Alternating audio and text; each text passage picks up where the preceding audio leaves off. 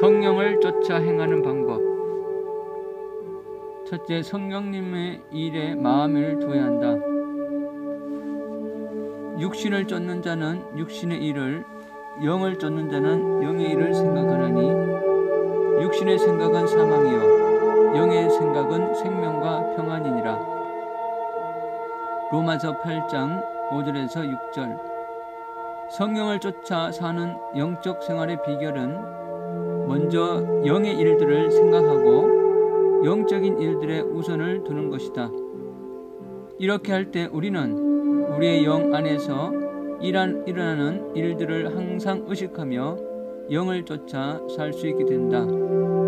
귀용 부인은 그리스도 안에 거한다는 것이 무엇인지 좋은 예를 우리에게 제시해 주고 있다. 즉, 우리가 바깥에 있다가 집 안으로 들어가면 방 안의 따뜻함과 쾌적한 분위기를 즉시 느낄 수 있지만 그곳에 한참 있다 보면 자신이 방 안에 있다는 의식을 잊어버리고 그저 편안하다는 느낌만 가지게 된다. 그러나 다시 바깥으로 나가는 순간 우리는 방 안에 있지 않다는 사실을 의식하게 된다. 이와 같이 우리가 성령을 쫓아 행하는 일도 영의 일을 생각하는 것도 항상 의식할 수는 없지만 하나님에 대한 지식과 그의 뜻에 대해서 지극히 민감한 직관을 가질 수 있다는 것이다. 그리고 이러한 영적인 삶은 위대한 영적 체험들을 통해 이루어지는 것이 아니라 하루하루의 일상적인 삶 속에서 하나님 안에 거하며 쉴 때에만 가능한 것이다. 영을 생각하는 성도들은 환경이나 외적인 가치관의 지배를 받지 않는다. 우리의 진정한 행복과 안식은 단순히 그리고 조용히 하나님의 뜻을 행하는 데 있다.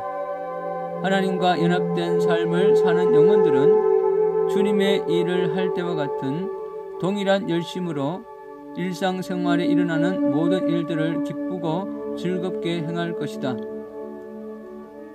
2. 성령의 인도하심에 순종해야 된다. 무릇 하나님의 영으로 인도함을 받는 그들은 곧 하나님의 아들이라. 로마서 8장 14절.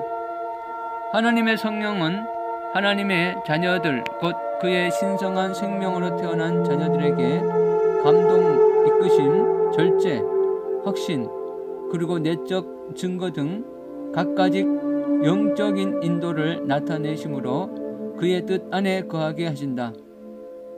많은 경우에 성도들의 영 안에 나타나는 이러한 성령의 인도하심은 지극히 섬세하여 분간하기가 힘들다. 그러나 하나님의 인도하심은 우리의 영적 생활이 더욱 성숙해지고 우리 혼의 감정이나 충동들이 잠잠해지며 마음의 분주함이 가라앉음에 따라 점점 더 분명하고 확실해진다.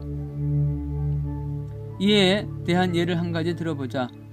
우리가 어떤 일을 하도록 부탁받았을 때 우리의 영 안에 거리낌이 있다면 우리는 잠잠히 기다리면서 주님의 확실한 인도하심을 위하여 기도하는 것이 안전할 것이다.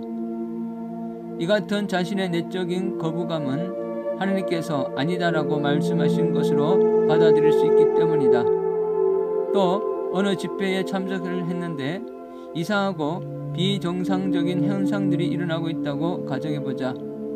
만일 그곳에서 나의 영이 거부감을 느끼고 움츠러든다면 이런 초자연적인 현상들을 억지로 받아들이려고 하지 말라.